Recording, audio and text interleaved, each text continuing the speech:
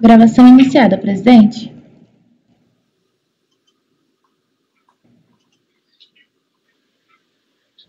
Então, o processo agora é o 106 da Leila de Menezes, IRPF do ano calendário de 2003, por apurada em decorrência de dedução indevida de dependência e de despesas médicas, conforme a notificação de lançamento. E também aqui o contribuinte foi intimado, não atendeu a intimação, aí foi glosado dependente e foi glosada as despesas médicas, né? Despesas médicas. Então, a contribuinte apresentou a impugnação, na qual alega que não recebeu a intimação para comprovar as despesas declaradas, que essas foram efetuadas, na sua maioria, com a filha Lígia de Menezes, portadora de paralisia cerebral desde o nascimento. A DRJ de São Paulo, por unanimidade de votos, julgou procedente em parte para restabelecer a dedução, não a glosa, a dedução da dependente. Só um minutinho que eu vou mudar aqui. E manteve a glosa de parte de todas as despesas médicas, pois entendeu não haver comprovação do efetivo pagamento. Aqui mais aquele caso que ele não recebeu intimação e a DRJ trouxe o argumento de efetivo pagamento, né? Então, a contribuinte apresentou o recurso voluntário, no qual reforça que não teria recebido a intimação para apresentar os comprovantes, que os apresentou em momento posterior quando da impugnação, que a decisão de PIS não apontou qualquer irregularidade nos recibos, que grande parte dessas despesas médicas do ano de 2003 foram adimplidas em dinheiro, junto com outras despesas corriqueiras, dificultando a prova específica de determinado pagamento cruza com determinado saque em conta bancária, com determinado cheque nominal, que exigir tal prova significa impedir o acesso a um direito garantido por lei, que é a possibilidade de dedução do imposto de renda de despesas médicas. Então, posteriormente, em virtude do falecimento da contribuinte, foi juntado pelo inventariante petição, na qual noticia o falecimento da contribuinte e requer que se reconheça ter-se operado no presente processo a prescrição intercorrente, uma vez que o processo estaria mais de 8 anos sem qualquer andamento. Então, passo aqui para o voto. Então, antes de adentrar no mérito, eu estou conhecendo o recurso, que é tempestivo, e antes de adentrar o mérito, a recorrente invoca a aplicação da prescrição intercorrente, uma vez que o processo estaria sem tramitação mais de 8 anos. Aí é que eu vou citar a súmula CARF, né, que não se aplica a prescrição intercorrente no processo administrativo fiscal, e vou rejeitar aí essa questão preliminar. Então, a lide aqui é em torno da glosa total das despesas médicas declaradas. Foi mantida pela decisão recorrida, sob o entendimento que não houve comprovação da efetiva realização do serviço e do pagamento das despesas. Depois eu vou lá em cima acrescentado que também tem realização do serviço. Quanto à exigência da comprovação da efetiva realização das despesas declaradas e do efetivo desembolso pelas mesmas, como a contribuinte ela falou que essa é uma exigência diabólica e tal, então estou trazendo aqui que a legislação citada, aqui nessa que eu não li, mas que eu cito aí logo no início, ela não dá aos recibos um valor probante absoluto, ainda que atendidas todas as formalidades legais, de forma que a autoridade fiscal não está impedida de coletar outros elementos de prova com o objetivo de formar conhecimento a respeito da existência da despesa e da prestação do serviço. Então, o artigo 73 do RI fala que todas as deduções estão sujeitas à comprovação e que, se forem pleiteadas exageradas, ou se tais deduções não forem cabíveis, poderão ser glosadas sem audiência do contribuinte. E tem aí julgado da Câmara Superior, trouxe um só, que todas as deduções estão sujeitas à comprovação ou justificação, normalmente quanto à dúvida quanto à sua efetividade. Em tais situações, a apresentação tão somente de recibos ou declaração da lavra dos profissionais é insuficiente para suprir a não comprovação dos correspondentes pagamentos. Passo aqui na parte destacada, que eu estou passando a análise dos documentos apresentados. Inicialmente, registro que a contribuinte não trouxe qualquer comprovação relativa às constatações levantadas pela DRJ quanto à efetividade do pagamento dos serviços prestados. Ademais, compulsando os autos, noto que foram apresentados recibos e notas fiscais que atestam que parte dos serviços ali constantes foram pagos por Wolfgang Stein, que não declara em conjunto e nem é dependente da contribuinte, conforme cópia da declaração que está nas folhas 43. A contribuinte ela só tem uma dependente, que é a Lígia, que foi até considerada pela DRJ. Então, esses recibos em nome de Wolfgang aí estão nessas folhas aí, 19, 20, 29 e 34. Essas despesas elas não podem ser consideradas como dedutíveis da base de cálculo em consonância com o que dispõe a legislação de regência, que a dedução restringe-se a pagamentos efetuados pelo contribuinte relativo a tratamento próprio ao seu dependente. Também parte dos recibos apresentados atestam que os serviços foram pagos por Lígia, que é a dependente, foi emitido em nome de Lígia, de forma que não há como se apurar quem de fato arcou com as despesas, uma vez que não poderiam ter sido suportadas pela dependente, porque ela era incapaz, como afirma e comprova a contribuinte. Nas folhas 8 ela traz um atestado, e nas folhas 80 tem até uma foto da Lígia, e de fato tem paralisia cerebral. E apesar dela ser dependente do contribuinte, as despesas nem sempre eram pagas pela contribuinte, pois às vezes eram pagas por Wolfgang. Aí eu trouxe aí, por exemplo, o recibo de folha 20, ele fala que recebeu de Wolfgang referente a tratamento na paciente Lígia. Então, aqui de fato é exigida, tem que comprovar o pagamento por esses motivos, mas continuando aí, além disso, a declaração emitida pela APAC, Associação de Pais e Amigos da Criação com Deficiência da criança com deficiência neuromotora, as folhas 13 possuem o seguinte teor: conforme recibo emitido pela APAC, reconfirmamos que recebemos de Lígia de Menezes os pagamentos efetuados nos valores abaixo indicados, referentes a tratamento aplicado decorrente de sessões de fisioterapia, terapia ocupacional e fonoaudiologia e psicoterapia. Ano de 2003, 1.700 mensais, totalizando 20 mil. Entretanto, a contribuinte não juntou os recibos emitidos à época pela APAC, e a referida declaração foi emitida em 2006, de forma extemporânea. Então, diante dessas constatações, não tem esse recibo.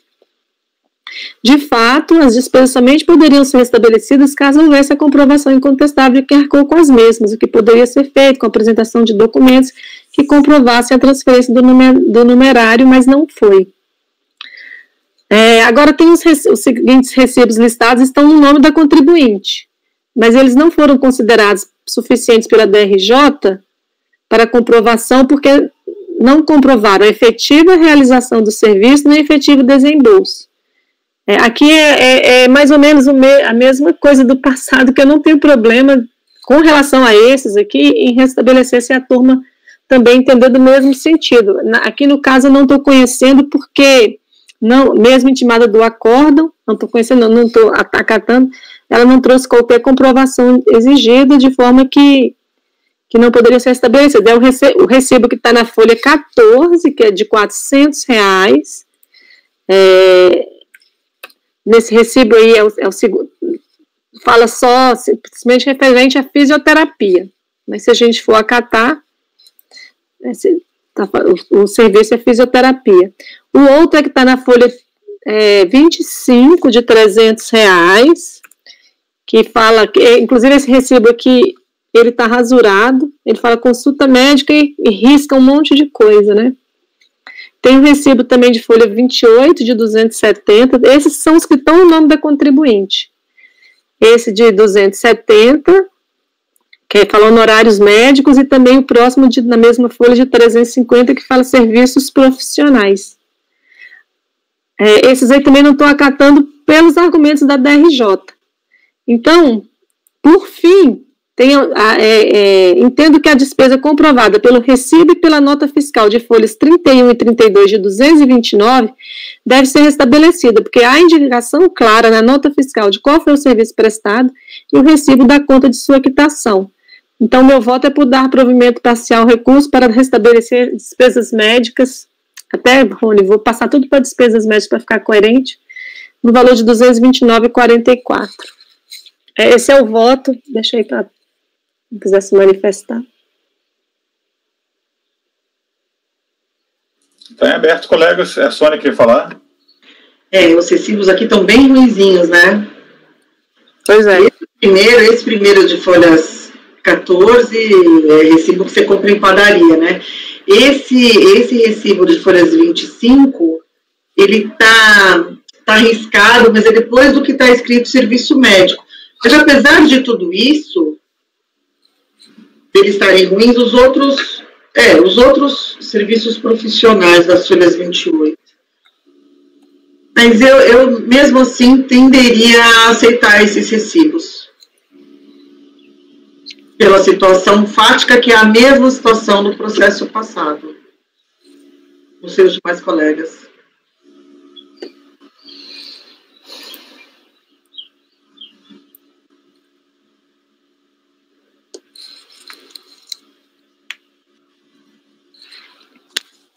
Colegas, o Mário quer falar?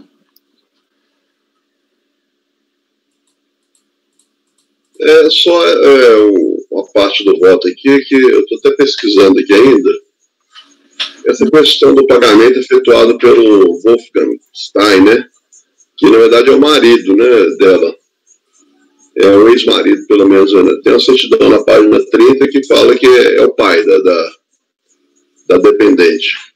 E me parece que tem orientação no sentido que pode ser, né, o recibo pode ser emitido em nome do pai ou da mãe, independente para efeito de consideração como pagamento efetuado por um ou outro. Eu estou até tentando achar aqui no Pergunta e Resposta, mas tem essa orientação já. Tem sim. Uhum.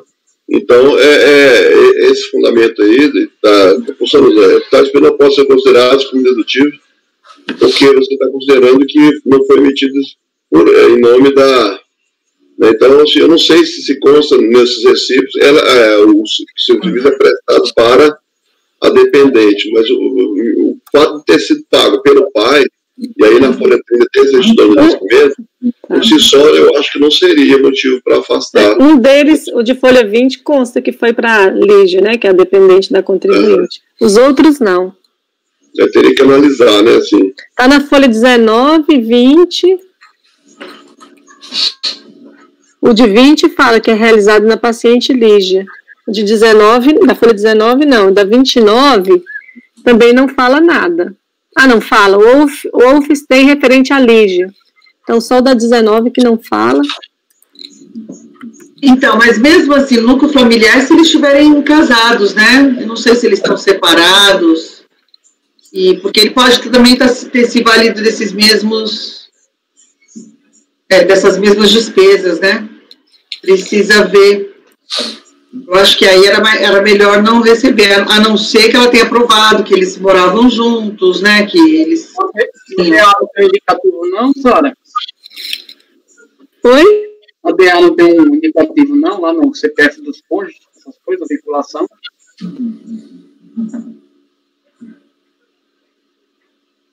Como é que está declarado? Me parece que só tem uma folha da declaração, não está completa. Não, na folha 43, CPF do cônjuge está em branco, né? 43? Então eu acho que seria mais um motivo, né? Se mostrar que, apesar de ser o pai, não há declaração dele, não consta se são casados, né? Acrescentar esse detalhe, né? Eu acho que talvez seria interessante, né, para deixar claro que não é simplesmente pelo fato de estar emitido o nome do pai, né, porque se ele está pagando pode ser por pensão, alguma coisa, né? Realmente o CPF do cônjuge está em branco.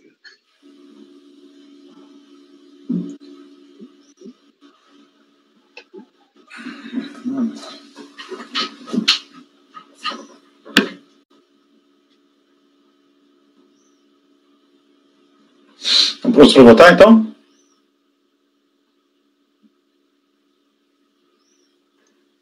Então, e o que vocês acham do recebimento aí, da alteração para colher esses recibos 1, 2, 3 e 4 aqui? O recibo 4, o recibo de folhas 28, 350, ele realmente fala só serviços profissionais. Mas tem lá o carimbo do médico, tem o CRM, tem o timbre, tem tudo. Quer dizer, é serviço médico, né? Eu acho que a gente poderia, não sei o que a Sara acha. O que vocês acham? Eu acho que, para falar a verdade, esses aí especificamente, quando eu fiz o voto, eu tinha colhido, depois eu mudei. Eu acho também que pode acolher esses aí. Os outros, não, porque Esse da PAC, por exemplo, não tem recibo, tem uma declaração em 2006, é a maior despesa aí de 20 mil, né?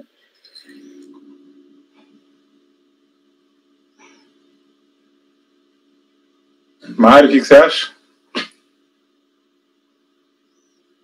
Estou tentando analisar aqui ainda.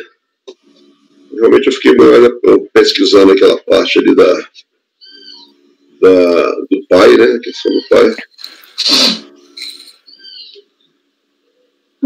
Essa questão é igual eu falei, assim, como ela não recebeu a intimação para apresentar os documentos, aí fica mais complicado por isso, né? Quando recebe, a gente vai ali pelo que a fiscalização exigiu, que a DRJ manteve, né? Isso. Mas aqui... É porque com a folha 28, por exemplo, eles recebem aí o primeiro, ele não tem nenhum endereço, né, do médico.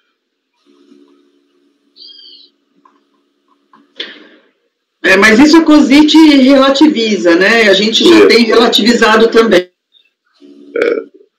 Enquanto há outros elementos, né? Também não é questão de honra, assim, eu me apegaria muito agora, nesse momento, não. Tá, qual que é o encaminhamento, então? Tá. O encaminhamento é para restabelecer as despesas cujos recibos estão no nome da contribuinte. Como ficaria no dispositivo?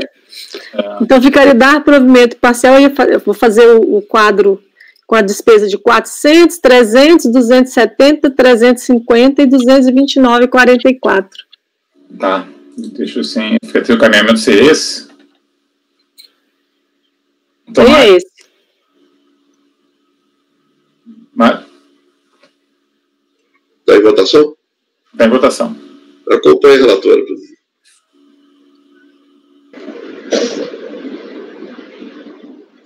Martim? Tá bem ruim aqui na internet. Se a relatora puder dizer o que ela mudou no voto dela originário de novo, eu não estou vendo nenhum de vocês no preto aqui. Vai ser, ante o exposto, voto por dar provimento parcial recurso para restabelecer as despesas médicas da tabela constante do voto, igual coloquei no outro, né? E aí vou fazer a tabela restabelecendo os recibos que estão no nome da contribuinte, que é um de R$400, um de 300, um de 270, um de 350 e 229,44. Então esse que a Sônia falou agora há pouco vão ser restabelecidos, é isso? Exatamente. Certo, e acompanha então. Eu acompanho também. Eu também acompanho. Também acompanho. Acompanho a relatora. Também acompanho. Então vai ficar esse provimento parcial e a doutora vai colocar essas outras despesas acatadas, né? Uma tabela que ele vai elaborar aí na fundamentação.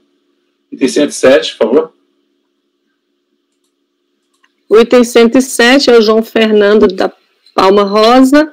Então, também é IRPF suplementar do ano de 2003, em decorrência de dedução indevida de despesas médicas. É a mesma situação, né? Aqui eu estou trazendo o acórdão da DRJ, estou transcrevendo, porque é importante para ver por que ela manteve. A autoridade fiscal procedeu ao lançamento da infração de glosa de dedução indevida de despesas médicas no valor de 20 mil, uma vez que, mesmo após regularmente atividade, o contribuinte não logrou êxito em comprovar o efetivo pagamento de todas as despesas consignadas em sua declaração de ajuste apresentada. Consta do relato da autoridade lançadora que, diante dos graves indícios de fraude, expressividade dos valores pleiteados como dedução, notória superioridade aos valores usualmente praticados e de grande quantidade de despesas odontológicas declaradas, os recibos e notas fiscais por si só são inaptos para o fim almejado em face do que estipula a legislação em vigor.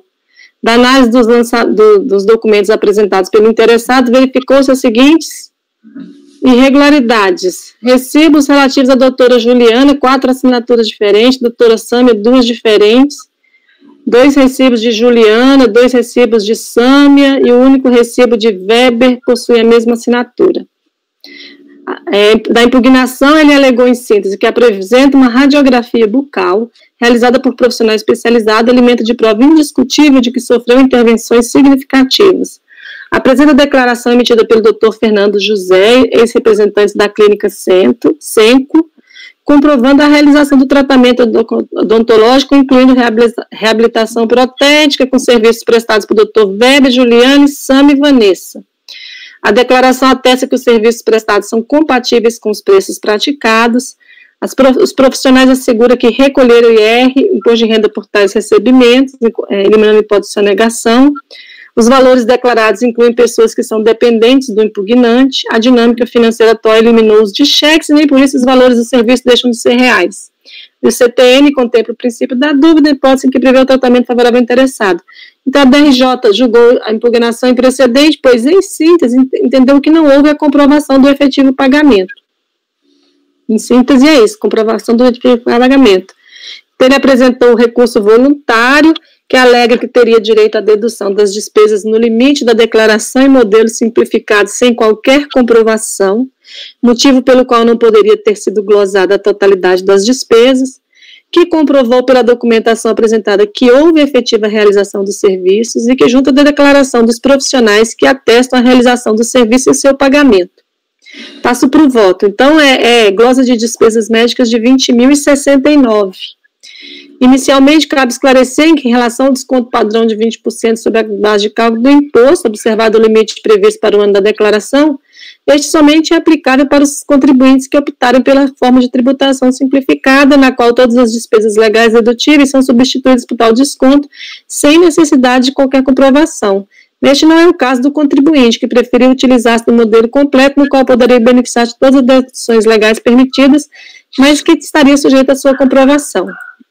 O lançamento se deu em razão de entender a autoridade fiscal que os recibos não eram suficientes para convencê-la da efetiva realização das despesas declaradas, motivo pelo qual intimou o contribuinte a apresentar também comprovação de que teria pago pelos mesmos, o que ele não fez. A glosa foi mantida pela DRJ em razão da não comprovação do efetivo pagamento. Vejamos, entretanto, ainda permanece o ônus do fiscalizado ter juntado aos autos documentos que comprovassem que, de fato, houve pagamento de serviços contratados, tais como extratos bancários, transferências, faturas de cartão de crédito. Ainda que as despesas médicas tivessem sido pagas em espécie, teria como comprovar, pelo menos, os saques para cotejo com os recibos anteriormente comprovados. Quanto à declaração apresentada, não pode ser acolhida como prova do efetivo pagamento, posto que foi elaborado de modo extemporâneo, casuístico, fito único de produzir prova neste processo, aliada à radiografia de folhas 4, estes comprovam tão somente a prestação de serviços contratados, jamais o efetivo pagamento. Então, a glosa dessas profissionais aí, a Sami, a Adriana, Vanessa, Juliana, Weber, Senco e Pró-Infância Clínica de Neonatologia. Já desde a impugnação, o contribuinte apresentou apenas recibos parciais das despesas declaradas, conforme ele mesmo noticia. Como primeira prova da impugnação, estamos juntando nossa radiografia bucal realizada por profissionais. Ele fala o que ele junta. Profissional especializado, tal. Complementando tal prova, junto à declaração do Dr. Fernando, cirurgião dentista, incluindo reabilitação, pelos doutores Weber, Juliana, Sâmia e Vanessa. Também estamos acostando os seguintes recibos originais com firma reconhecida em cartório, os da Juliana e o da Sâmia. Os recibos de Juliana estão nas folhas 7 e 10, exceto o referente ao mês de junho de R$1.000. O de Sâmia está às folhas 10. Esses são os únicos recibos juntados aos autos. Então, esses da tabela são os únicos que estão aí no processo. No recurso, o contribuinte apresenta a declaração das duas profissionais, Sami e Juliana, que atestam a realização dos serviços e o recebimento pelos mesmos. Eu estou conhecendo dessas declarações que elas visam contrapor às dúvidas levantadas pela DRJ. Verifique que a declaração emitida por Sâmia atesta o recebimento do valor de 609 relativo a 3 recibos, que ela cita aí na declaração. Entretanto, o contribuinte somente juntou o recibo relativo ao pagamento de 315. Eu compulsei várias vezes, o auto é pequenininho, tem só 48 páginas. A fiscalização levantou dúvida quanto a quem teria assinado o recibo, porém pode-se verificar que as assinaturas apostas no recibo e na declaração ambas reconhecidas em cartório, são as mesmas. Eu estou partindo das provas que estão no auto, né, nos autos. Considerando a declaração emitida pelo ex-sócio proprietário da pessoa jurídica Senco, que atesta a efetiva prestação do serviço realizado pela profissional, considerando também o recibo e a declaração por ela emitidos, que atestam qual foi o serviço prestado, me convenço, diante desse conjunto probatório, que de fato o contribuinte teve efetivamente o serviço realizado, o que também restou constatado pela DRJ, que somente duvidou do efetivo desembolso pelo contribuinte. Considerando ainda que a declaração prestada pelo profissional em 2009, na qual afirma ter de fato recebido em 2003 os valores declarados, mas comprovados parcialmente pelo único recibo apresentado, me convence da veracidade da informação, pois uma vez que não há dúvidas quanto à efetiva realização do serviço. Uma vez que não havendo dúvidas quanto à efetivação do serviço, caso não tivesse sido recebido pelos mesmos, depois eu deixar a redação está um pouquinho truncada, mas eu quero dizer, caso que ela não tivesse recebido pelos mesmos, a profissional não atestaria o recebimento 8 anos depois de ter realizado esse serviço, de forma que entendo deve ser restabelecida essa despesa no valor de R$ 315. Da mesma forma, em relação às despesas com Juliana, a declaração da profissional atesta a prestação de serviço e recebimento do valor de 12 mil nos meses de janeiro a julho e novembro de 2003. A contribuinte não juntou o recibo do mês de maio, de forma que os recibos apresentados totalizam 11 mil. A fiscalização levantou dúvida quanto a quem teria assinado o recibo, porém pode-se verificar que as assinaturas apostas no recibo e na declaração, ambas reconhecidas em cartório, são as mesmas.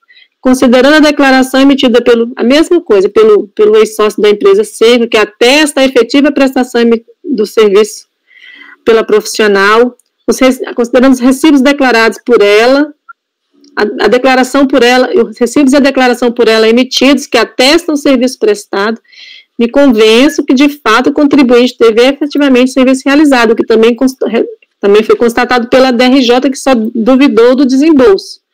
Considerando ainda que a declaração foi prestada pela profissional em 2012, que afirma que recebeu em 2003, o mesmo argumento que eu usei acima, eu estou me convencendo da veracidade da informação, porque ela não prestaria essa informação 8 anos depois se ela não tivesse recebido pelo serviço, e entendo que a despesa de 11 mil deve ser restabelecida.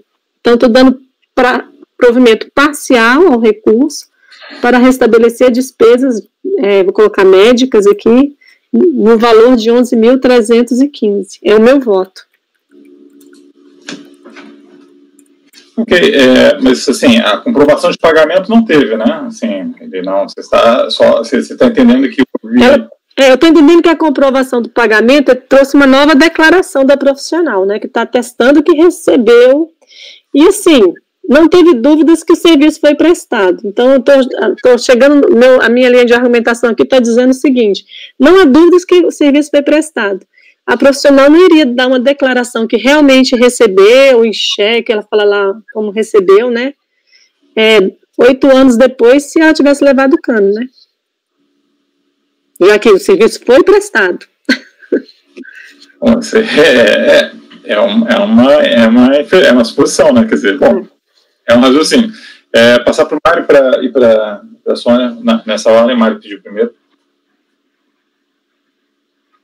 Obrigado, presidente. Porque no voto aqui, a conselheira, pelo menos em 2 passagens, ela está dizendo que a DRJ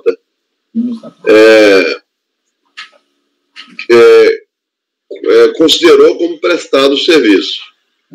Mas eu estava vendo aqui o acordo, em momento algum, ele atesta isso, ele infere que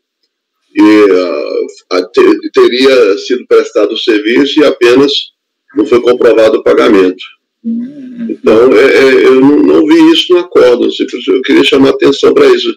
Lendo o acordo, que ele é até curto, ele não fala em momento algum que considera prestado o serviço, mas que está sendo mantida a glosa pela ausência de comprovação do pagamento, propriamente. Está sendo questionada também a prestação. Na minha opinião, aqui, os elementos em si não apontam nem para um lado nem para o outro, nem pela prestação, nem pela ausência de prestação, né? Simplesmente nós temos recibos e declarações dos prestadores de serviço, mas sem mais elementos que atestem efetivamente essa prestação de serviço. Obrigado, presidente. Sonha? Então, Sara, na realidade, o que você acolheu foi o que tinha recibo no processo, certo? Porque eu dei uma olhada, tem pouca coisa, tem pouca instrução mesmo. O processo é bem... Pouco recibo, eu acolhi pouco recibo. Ela utilizou uma série de despesas que ela disse que incorreu, né, que seriam dedutíveis, mas ela não comprovou só desses recibos. É isso, não é? Exatamente. Mas assim, o que o Mário...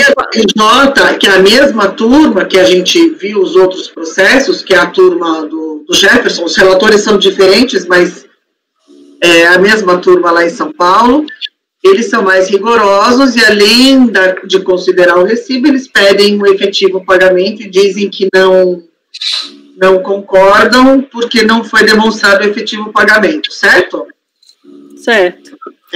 Então, considerando que a gente, a minha linha, né, de julgamento para a matéria, eu encaminharia no mesmo sentido, Mário, que a relatora, no sentido de considerar aí esses recibos, deles serem suficientes, de não ser necessário aí o efetivo pagamento, que foi o que a DRJ trouxe, e de dar parcial provimento da forma como a relatora expôs. Não sei.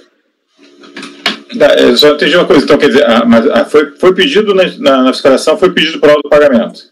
Do pagamento. Aqui foi. Ela trouxe. A DRJ, ela também entendeu que precisava, mas não aprofundou muito, foi isso? Ela fala que tem um argumento do avanço tecnológico, entretanto, remanesce o ônus do fiscalizado ter juntado documentos que comprovassem que, de fato, houve pagamento de serviços contratados, tais como extrato bancário, transferências bancárias, faturas de cartão de crédito. Ela ficou na tese do efetivo pagamento, né? Fala que ainda que tivesse pago em espécies, teria que comprovar o saque. Os valores não são pequenos. Um recibozinho de R$150, 200, mas são valores altos, né? São 11 mil reais. Enfim, vamos para a votação então. Mário? Só complementando antes de votar, que a Sara queria contestar, inclusive, é que no voto está dizendo, diante do conjunto probatório, que de fato o contribuinte teve efetivamente o serviço realizado, o crime também restou constatado pela DRJ, que somente duvidou do efetivo desembolso. Eu não achei isso no voto. Mas ela em nenhum momento ela fala da realização do serviço, fala? Não, ela fala assim, na minha opinião, ela fala assim, e outra coisa também, assim, quem emite o recibo, por questão até de coerência, ele emite declaração também. Uhum. O recibo é uma declaração, ele emitiu um recibo lá que recebeu 12 mil reais. Então, olha, ateste que eu prestei o serviço. Isso aí é lógico. Então, o recibo e a declaração, para mim, tem a mesma função. Ela não robustece. A declaração, em minha opinião, não vai robustecer o recibo, e nem vice-versa. Né? Porque, senão, a evidência do pagamento, infelizmente, a gente trabalha muito com isso, né? Recibo que não corresponde à efetividade do serviço. Não sei se é o caso, mas não há elementos nesse processo que evidencie a efetiva prestação do serviço, além das declarações de recibos prestados pelo próprio declarante e pelo prestador de serviço. Então, eu acho que não há elementos no processo que altere o julgamento da delegacia da DRJ, né? Mas, Mário, na realidade, nesses processos de despesa médica, a maior parte a gente só tem os recibos mesmo, né? A gente não tem prova da efetiva prestação de serviço. Na realidade, o contribuinte, é difícil a gente ter prova do efetivo. E, aliás, a legislação nem pede prova da prestação de serviço, ela pede prova do pagamento, que pode ser feito através do recibo, e aí tem as especificidades do recibo. Então, eu acho que a não ser que se diga que aqueles recibos não são, que eles têm algum elemento de fraude, a gente não pode desconsiderar esses elementos trazidos. Não sei, eu estou tendendo a a fazer um encaminhamento, seguindo aqui a relatora em dar parcial provimento, no sentido de que a gente não tem como afastar essa documentação que ela trouxe e o normativo não impõe outro. Só vou falar só do preço do carro, tem sido mais ou menos tranquila, tá, Sônia, no sentido, assim, da exigência de comprovação de pagamento, se é uma exigência válida e se não está comprovado, se manter as atuações, tá? Você pode pegar os acordos que têm saído aí no carro, tanto nas câmaras baixas quanto na Câmara Superior. Então, de uma maneira geral, é uma matéria assim que, seja por unanimidade ou seja por maioria, vem sendo votada assim, né? Eu acho. Bom, de qualquer forma, eu não acho. É uma opinião pessoal, né? Mas não vejo assim, o posicionamento que o Mário está colocando, assim, da questão da comprovação de pagamento, é uma questão que mais ou menos assim tranquila, sabe? Tem a prerrogativa de tem lá os recibos, mas a autoridade fiscal tem a prerrogativa de exigir comprovante de pagamento. É que a sala está entendendo que como está. Aqui nesse. Ela está entendendo que não seria, daria para relativizar isso aí e tal, né? No Rio tem, eu acho que não sei se é no Rio, mas acho que no Rio tem dispositivos, né, que falam que a autoridade fiscal pode exigir efetivamente ali a comprovação de pagamento, não está na lei, né? Isso é verdade. Enfim, ela pode. É um entendimento que existe, tá? Mas, a autoridade fiscal pode requerer, mas para comprovação de despesa dedutível, a lei não fala. Ela fala que é o efetivo pagamento, que pode ser feito, inclusive, com a apresentação de recibos. Tanto é que a gente aceita recibo diversas vezes. Então, eu só estou fazendo essa ponderação porque eu normalmente voto nesse sentido. E pretendo manter aqui a minha... Só para resumir esse caso particularmente aqui, se você ler o voto da DRJ, em nenhum momento foi questionada a efetiva prestação de serviço. E que eu achei que pela declaração da pessoa jurídica que fala que teve serviço por fulano, cicrano, e ainda a declaração das profissionais, não teria dúvida que ele teve o serviço prestado.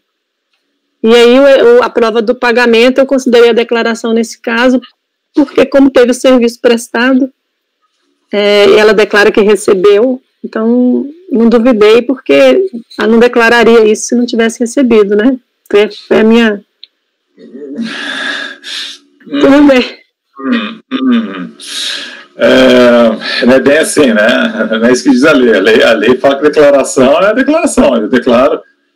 A declaração pelo Código Civil, ela prova que você declarou alguma coisa, mas não prova o conteúdo da declaração, tá? O conteúdo que está declarado não é provado pela própria declaração, né? Pode ser considerado um acréscimo argumentativo aí, mas não é uma prova assim tão clara. Mas, enfim, Mário, podemos votar? Pode, mas eu quero fundamentar um pouco mais, mas eu já venho encaminhando o voto. O artigo aqui está citado na própria decisão do DRJ, o artigo 7.3, né, ele é claro, do Rio, vigente à época, e atual também se repete, né? Todas as deduções estão sujeitas a comprovação e justificação juiz da autoridade lançadora. E essa comprovação não é somente comprovação de pagamento, comprovação da efetiva prestação do serviço também, né? Além disso, na DRJ tem várias passagens aqui que ele deixa claro, a inversão legal, ela fala claramente aqui, ó, que o contribuinte deve ter em conta que o pagamento de despesa não envolve apenas ele, né? Também por isso, e no final ele fala aqui, ó, o ônus do descartável ter juntado aos autos documentos que comprovavam que de fato houve o pagamento do serviço contratado, tais como extratos bancários, transferências. Então ele foi alertado, né, no julgamento de piso, de que a documentação que ele apresentou era insuficiente. Aqui está dizendo claramente na folha 36 que ele poderia ter anexado outros comprovantes de pagamento. E não foi feito, né? Então, no recurso, ele sabendo dessa deficiência probatória, ele voltou com os mesmos argumentos e não trouxe esse elemento novo, essa comprovação.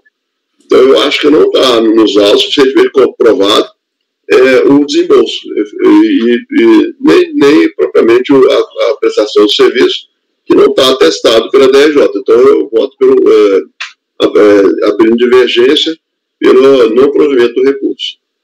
Inclusive, quanto aos 315? Também, o fundamento é o mesmo, né? Que está sendo colocado relativamente ao 315. Tá. Coerente. Ok. Martim? O fundamento do 315 também é prova do efetivo pagamento, é isso? É tudo mesmo, Desculpa, não a prova do pagamento e tampouco da prestação do serviço, né? Uhum. Eu vou acompanhar a divergência. Pedindo ver, né, relatora, eu vou acompanhar a divergência também. Eu voto com a relatora. Eu vou acompanhar a divergência. Como bem colocado pelo Mário, eu também acompanho a divergência. Considero que tem que ser comprovado o pagamento. Eu vou acompanhar a divergência, eu aceitaria até aquele de 315, que eu acho que é um valor bastante factível de ser pago em espécie, mesmo na época aí. Então, mas para simplificar, eu vou acompanhar a divergência. Não, eu vou dar parcial provimento. Se bem que esse vai ficar de 3 soluções, né? Então, eu vou acompanhar a divergência para facilitar. Então, vai ficar por maioria de votos. Tem provimento, né? E vencidas a Sônia e a Sara, que davam provimento. Não davam parcial provimento, né? Isso, parcial. Eu vou colocar aqui e aí vou consignar os votos aqui, ok? Vai ter que designar o... Designar pode ser... Fica o Mário, então. Tá? Já até anotei. Eu sabia, não tinha jeito. Foi mais que a sua obrigação. Vamos lá. Então vamos passar, então. A gente encerrou a manhã de hoje, tá? Eu sugiro a gente agora, tem meia hora, a gente passar para aqueles que ficaram pendentes, né? Se já estiverem prontos, né? Tem o 4, 52 e 2 do Juliano, né? Então já estão todos prontos para análise? A Ludmila, quer falar? Eu sei que está até proclamado o resultado do outro, mas diante dessa possibilidade, né, dessa terceira opção de voto, talvez não seria melhor que a gente passasse a fazer essa votação, presidente? Agora é pequeno e, na verdade, está dando a mesma linha de raciocínio, aí vira uma sutileza um pouco que, não sei, não... Tá. Não, posso fazer uma votação dupla, não tem problema não. Então, vale a pena aqui.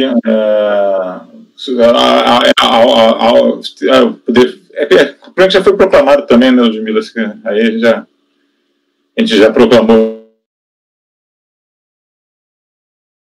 E tem 4, eu estou apto já, que foi visto para mim, né, uma vista de mesa, mas que eu tinha pedido. Se quiserem começar, eu estou apto. Acho que o resultado caiu. Deixa assim, a relatora faz um resumo, está com uma proposta de resolução, né? Porque tem 4, né? Ludmila. Oi? Vamos passar ao item 4. Tá. Vamos sim. O CCCU, e aí a gente está com a proposta de... Aí eu vou passar, eu sei se você quer recordar, o Mário também, fazer as colocações. Tá. Peraí, só um minutinho. Se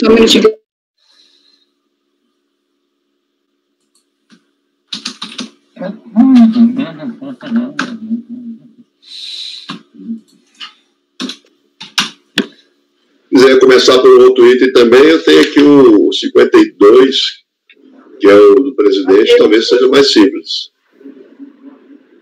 Prefere, Ludmila? Tudo certo, gente, desculpa aqui.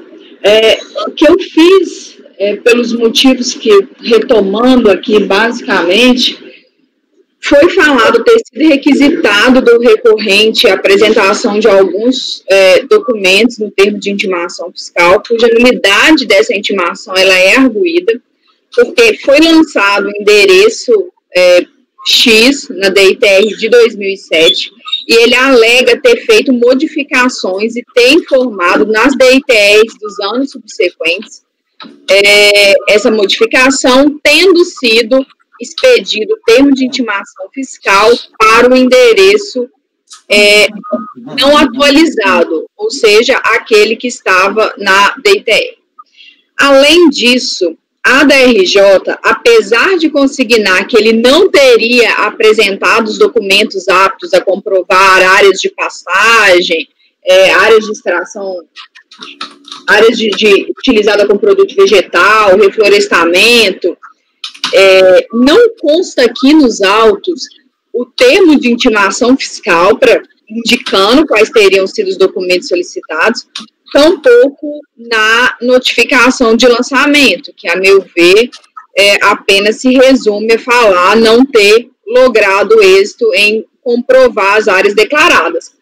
Por esse motivo, por ter o recorrente suscitado essa nulidade de cerceamento de defesa ante o direcionamento equivocado do termo de intimação fiscal, e como eu pude mesmo constatar, até mesmo do próprio da própria notificação de lançamento, que depois ele foi cientificado pela via editalícia, eu fiz a proposição de conversão do julgamento em diligência para que a unidade de origem juntasse o termo de início de ação fiscal, contendo a listagem dos documentos requisitados, a data e do endereçamento do AR enviado, ou, sendo o caso, os outros documentos que contenham tais informações, oportunizando o contribuinte para que manifestasse a favor acerca do resultado da diligência.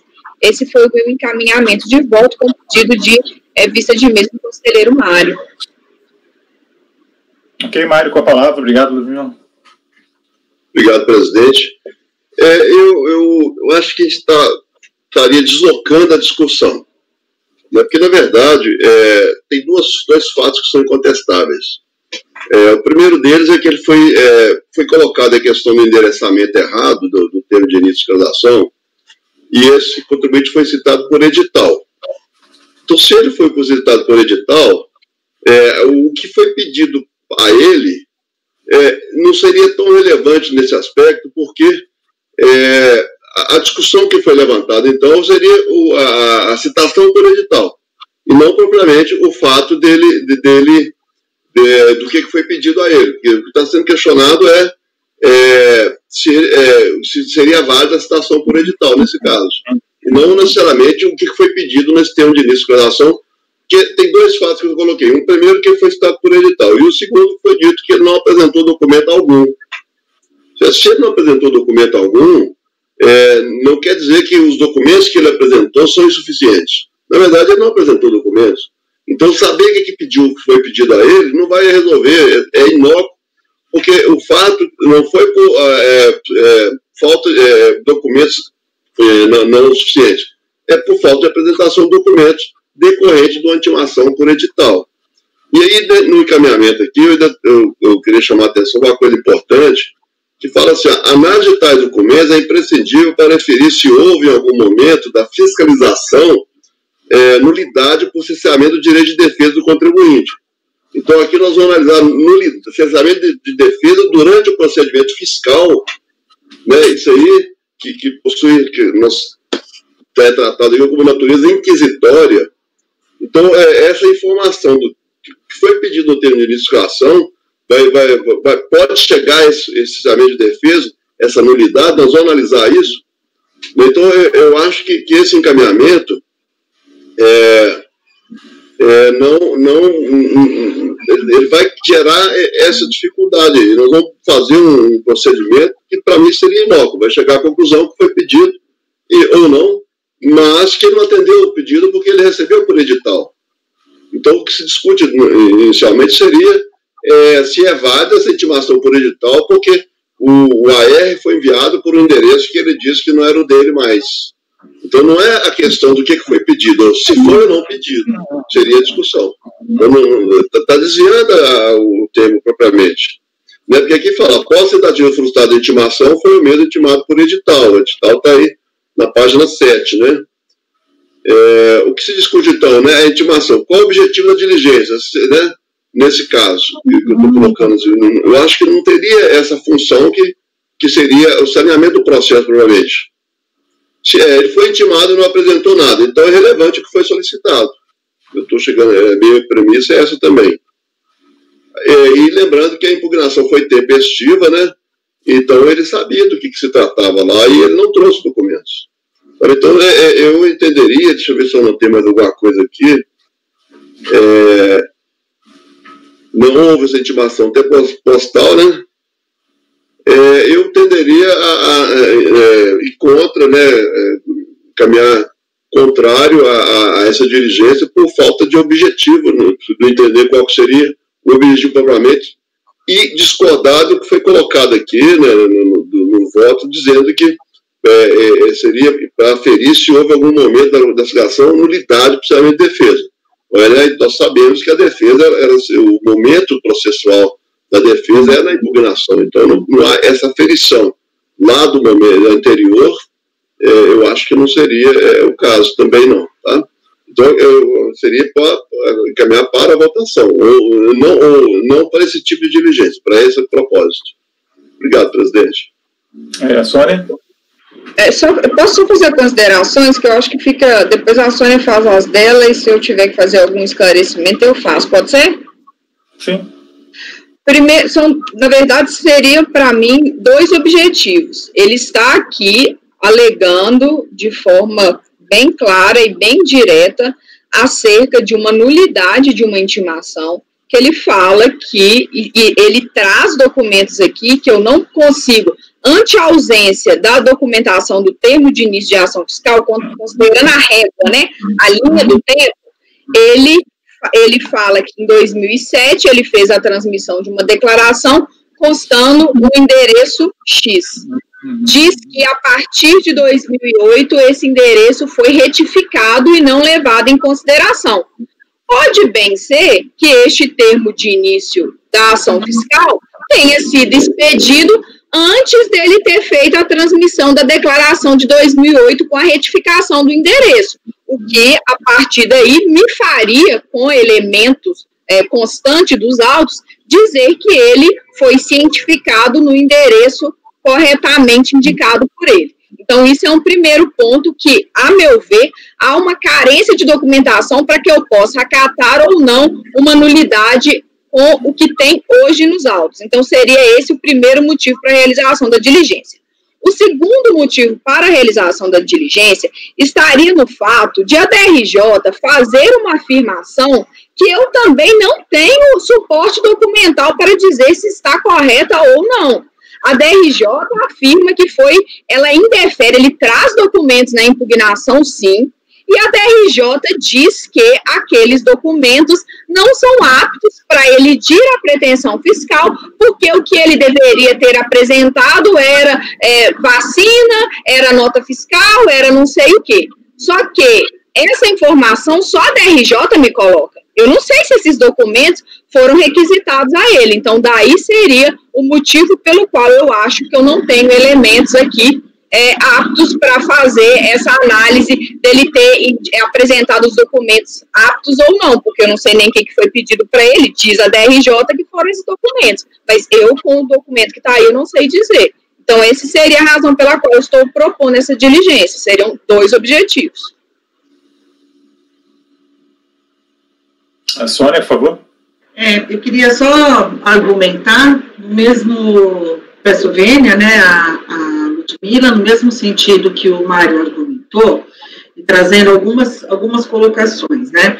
Nessa fase inquisitória do procedimento fiscal, que antecede a lavratura do auto de infração, a gente só sabe que, ou pelo menos esse é o meu entendimento, que situações que possam gerar a nulidade, elas têm que ser demonstrado o prejuízo que houve à defesa. No caso presente, se vocês forem olhar a impugnação do contribuinte, as folhas 5, de 5 a 24... Só um minutinho, será que a Ludmila caiu, será? Acho que caiu. Seria interessante ela estar presente, né? É lógico, desculpa. Aguardar ali.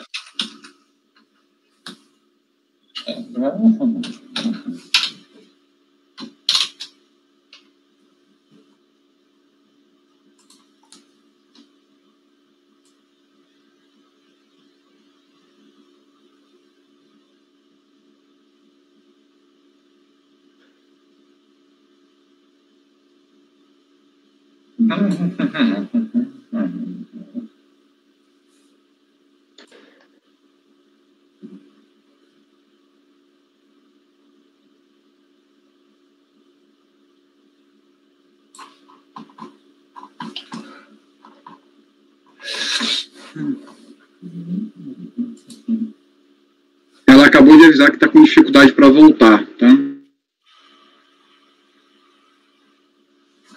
Então, vamos aguardar. Correto, temos que aguardar, né?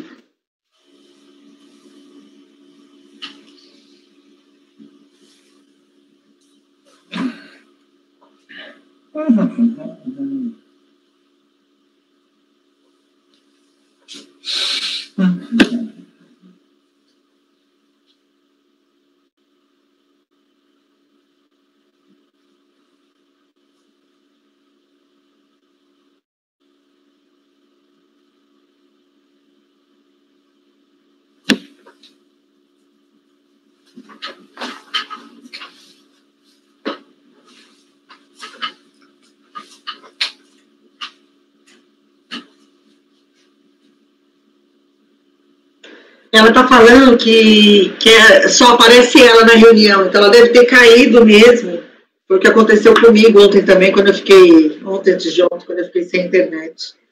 Ela tem que ir atrás e sair. Já. De qualquer maneira, vocês podem ir verificando aí os dispositivos, né? O Juliano já chegou aqui e falou que está ok.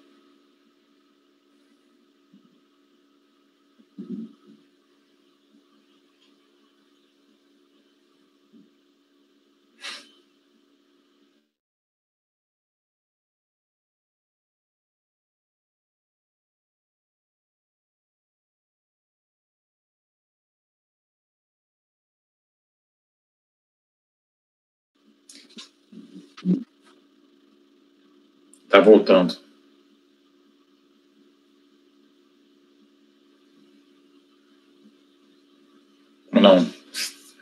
Não está voltando.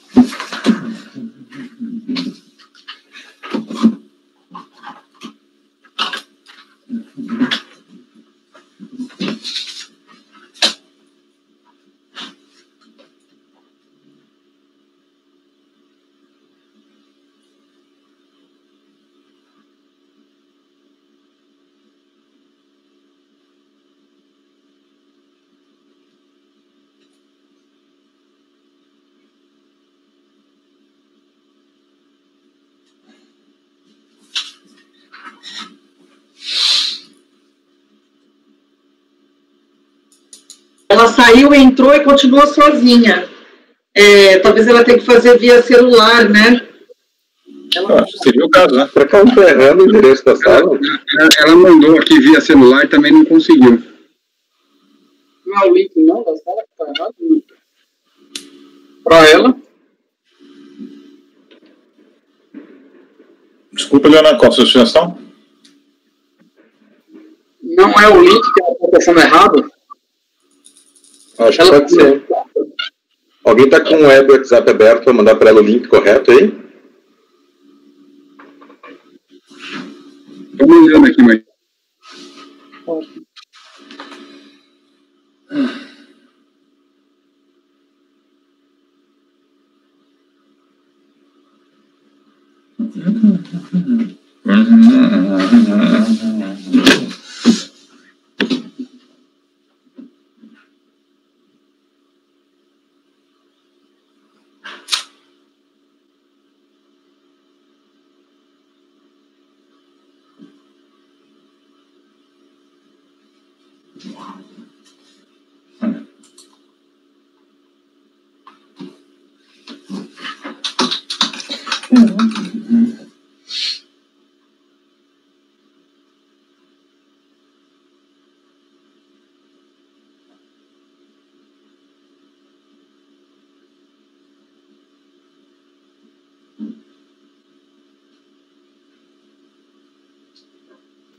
Ela está mostrando uma tela que ela consegue entrar e ela só está vendo ela mesmo. Até pelo link que eu acabei de mandar e copiar da nossa sala. E ela não consegue pelo celular? O celular também não está conseguindo, né? Não está. É isso. No projetor a conexão não é, né? Porque... Não é. O que nós podemos tentar fazer é sairmos todos e tentar reconectar todo mundo. Tá, vamos fazer isso. Pedir para o apoio também, pode ser, Fabiane? Sim, presidente. Então, Rony, a gente pode, são 10 para meio-dia, podia parar para o almoço e voltar mais cedo, não? Não sei. Agora já está saindo já. Vamos tentar fazer essa tentativa, conforme for a gente acata a tua sugestão.